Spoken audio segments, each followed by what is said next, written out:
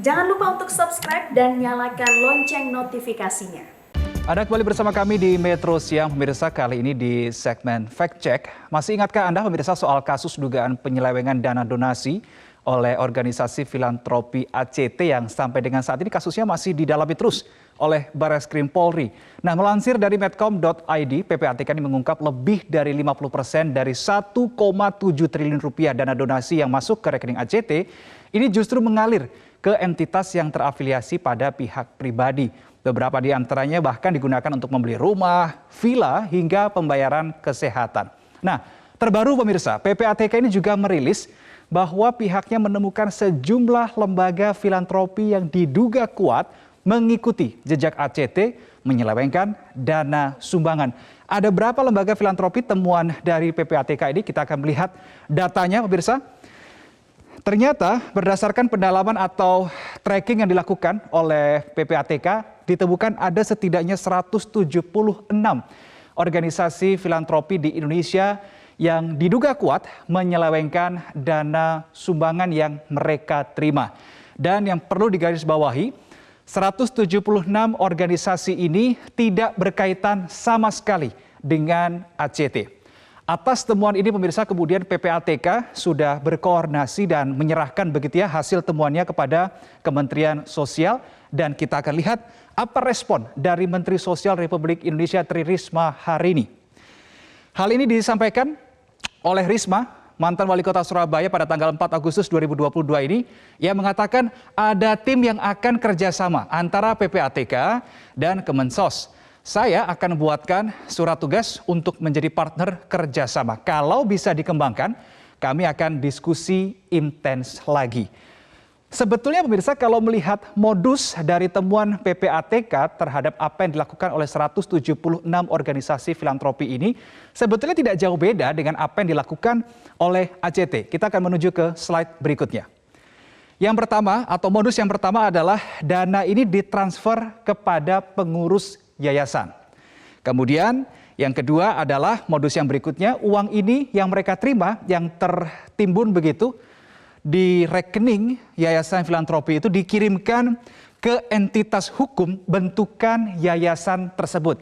Jadi misalnya yayasan A begitu ya menerima dana sumbangan, kemudian yayasan A ini membuat atau membentuk sebuah entitas perusahaan lainnya, kemudian uang tersebut ditransfer ke entitas bentukannya. Itu adalah dua modus utama yang dilakukan oleh 176 organisasi filantropi. Tetapi sekali lagi yang saya garis bawahi di sini adalah hal ini masih akan didalami oleh PPATK bekerja sama juga dengan Kementerian Sosial. Kemudian dari apa yang terjadi dengan ACT yang kemudian mengambil sebagian dana donasi untuk operasional, kemudian ini apakah boleh sebetulnya ya? Begitu adalah pertanyaan yang beredar di masyarakat. Untuk mengambil sebagian dari dana donasi untuk dana operasional, ini sebetulnya diizinkan pemirsa. Ada aturan yang mengatur, ada regulasi yang menjadi landasannya. Ini adalah aturannya, yakni Peraturan Pemerintah Nomor 29 Tahun 1980 tentang pelaksanaan pengumpulan sumbangan. Tetapi di situ juga diatur dana yang boleh diambil dari dana donasi secara keseluruhan untuk operasional maksimal 10%. Ini adalah untuk uang sumbangan. Tetapi untuk biaya lainnya, untuk lembaga zakat begitu, ini diizinkan mengambil sampai dengan 12,5% atau 12,5%. Ini adalah jadi clear di sini ya bahwa lembaga filantropi itu boleh mengambil dana donasi, sebagian dari dana donasi untuk dana operasional, tapi hanya maksimal 10%. Menyoal soal maraknya begitu ya, saya bilang maraknya lembaga filantropi di Indonesia yang diduga kuat menyelewengkan dana donasi yang masuk ke mereka, ini juga tidak lepas dari usangnya regulasi yang mengatur filantropi di Indonesia. Ada setidaknya dua regulasi pemirsa di Indonesia yang mengatur soal filantropi. Ini ada Undang-Undang Nomor 9 Tahun 1961 tentang pengumpulan uang atau barang, dan juga Peraturan Pemerintah Nomor 29 Tahun 1980 tentang pelaksanaan pengumpulan sumbangan. Dari tahunnya saja 61 dan 80 ini sangat jauh begitu ya dengan tahun 2022, bahkan kondisinya pada saat tahun itu dan tahun ini juga pasti sangat berbeda. Kemudian di dua regulasi itu pemirsa tidak mengatur soal kewajiban bagi para lembaga filantropi untuk transparan begitu kepada masyarakat. Dan yang berikutnya adalah sanksi. Nah, sanksi ini juga tidak relevan dengan kondisi masa kini pemirsa. Karena kalau di dua regulasi itu yang diatur adalah sanksi hanya ada dua. Yang pertama, kurungan maksimal 3 bulan dan denda maksimal Rp10.000. Mungkin pada saat itu tahun 61, tahun 80, angka 10.000 ini menjadi angka yang cukup besar begitu ya untuk masyarakat. Tetapi bagaimana dengan tahun 2022? Apakah nominal 10.000 ini cukup untuk menghukum para oknum pelaku penyelewengan dana donasi ini? Ini adalah sebuah pertanyaan juga sehingga dibutuhkan yang namanya sebuah pendewasaan regulasi.